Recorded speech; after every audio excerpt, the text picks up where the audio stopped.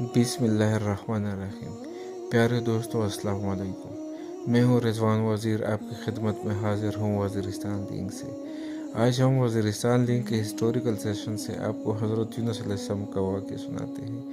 واقعہ شروع کرنے سے پہلے میں آپ کو بتاتا چلوں کہ اگر آپ تاریخ پر مبنی اس طرح کے حقیقی واقعات کے شوقین ہیں تو آپ وزیرستان لنک کو سبسکرائب کریں اور نیچے دیے گئے بیل اور سبسکرائب کے بٹن پر کلک کریں تاکہ ہماری ہر نئی آنے والی ویڈیو آپ تک بر وقت پہنچتی رہے۔ شکریہ۔ تو آئیے آتے ہیں اپنے موضوع کی طرف۔ حضرت یونس علیہ السلام شہر نینوا میں پیغمبر بنا کر بھیجے گئے۔ آپ لوگوں کو ہدایت کرتے، نیکی کی طرف بلاتے، برے کاموں سے روکتے۔ آپ علیہ السلام قوم سمود کی طرف بھیجے گئے۔ اس قوم کے لوگ بتوں کی پوجا کرتے تھے۔ جب آپ علیہ السلام لوگوں کو حق کی طرف بلاتے اور خدا واحد پر ایمان لانے کی تلقین کرتے، لوگ آپ علیہ السلام کی تعلیمات کا انکار کرتے اور حضرت یونس علیہ السلام سے کہتے کہ ہم تیرے خدا کو نہیں مانتے۔ اس پر آپ فرماتے کہ خدا کے عذاب سے ڈرو جو بہت سخت عذاب ہے۔ لوگ آپ علیہ السلام کی باتیں سن کر آپ علیہ السلام کا مذاق اڑاتے اور آپ علیہ السلام اور آپ علیہ السلام کی راہ میں رکاوٹیں کھڑی کرتے۔ آپ علیہ السلام نے قوم سمود کو راہ راست پر لانے کی بہت کوششیں کی، لیکن بھٹکی ہوئی قوم پر آپ علیہ السلام کی نصیحت کا کوئی اثر نہ ہوا۔ تو آپ علیہ السلام کو یقین ہو گیا کہ یہ لوگ خدا پر ایمان نہیں لائیں گے۔ آپ علیہ السلام مایوس ہو گئے۔ مایوسی کی حالت میں آپ علیہ السلام نے قوم سمود کی تباہی اور بربادی کے لیے بد دعا کی اور اس سرزمین سے نکل پڑے۔ چلتے چلتے دریائے فرات کے کنارے پہنچے تو دیکھا کہ ایک کشتی کنارے پر لگی ہے، لوگ اس پر سوار ہو رہے ہیں۔ ان کے دیکھا دیکھی آپ علیہ السلام بھی اس پر سوار ہو گئے۔ جنہیں جانا تھا وہ سب سوار ہو چکے۔ کشتی لوگوں سے بھر چکی۔ اس کے بعد کشتی اپنے منزل کی طرف روانہ ہوئی۔ سمندر پر سکون تھا، آسمان بھی صاف تھا، مسافر اطمینان سے بیٹھے ہوئے تھے۔ جب کشتی بیچ سمندر میں پہنچی تو دیکھا کہ آسمان پر سیاہ بادل اٹھ رہے ہیں، پھر ہوائیں چلنے لگی۔ ہوا اچانک طوفان کی شکل اختیار کر گئی۔ سمندر میں کشتی ڈگمگانے لگی، سمندر کی لہریں اوپر نیچے ہونے لگی، بارش بھی شروع ہو گئی۔ طوفان کی جھٹکوں اور پانی کے تپڑوں سے کشتی کا ڈوبنے کا اندیشہ پیدا ہو گیا۔ کشتی میں بیٹھے ہوئے مسافر میں سے ایک نے کہا کہ معلوم ہوتا ہے کہ کشتی میں کوئی ایسا شخص بھی سوار ہے جس سے کوئی بڑی غلطی سرزد ہو گئی ہے۔ جب تک ایسے شخص کو کشتی سے نہ نکالا جائے کشتی کی صحیح سلامت رہنا محال ہے۔ وہ شخص کون ہے یہ بتانا مشکل ہے جب تک کہ وہ خود کو پیش نہ کرے۔ اس پر حضرت یونس علیہ السلام کھڑے ہو گئے اور کہا کہ میں ہی ہوں جس سے بڑی غلطی سرزد ہو گئی ہے، مجھے کشتی سے نکال دیا جائے تو آئی ہوئی مصیبت ٹل سکتی ہے۔ تمام مسافر حضرت یونس علیہ السلام کا منہ تک رہے تھے جس نے خود ہی سب کے سامنے اپنی غلطی کا اظہار کیا۔ پھر سب نے ایک زبان ہو کر کہا کہ یہ شخص تو فرشتہ صفت انسان معلوم ہوتا ہے، ہم کسی حال میں اسے کشتی سے نہیں نکال سکتے۔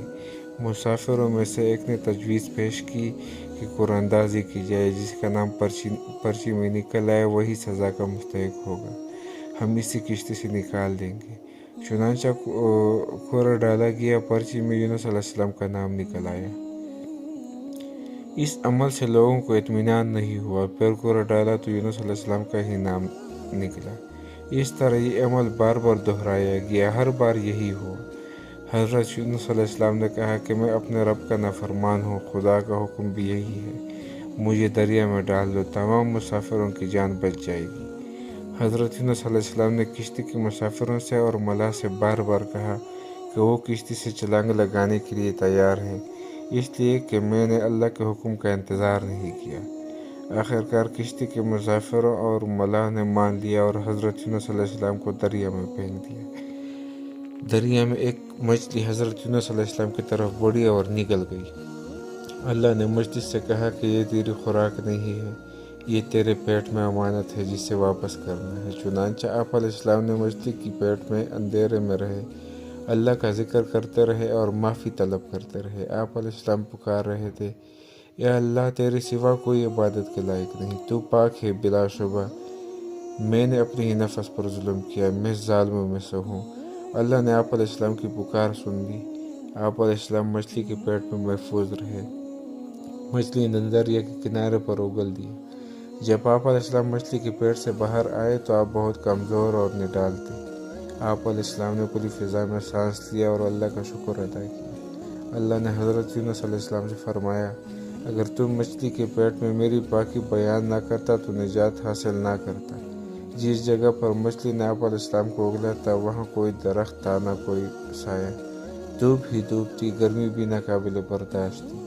اللہ کے حکم سے وہاں ایک بیلدار پودا اگایا، پودے کی بیل سے سایہ آ گیا۔ آپ علیہ السلام سایہ تلے بیٹھ گئے اور اللہ کا ذکر کرنے لگے۔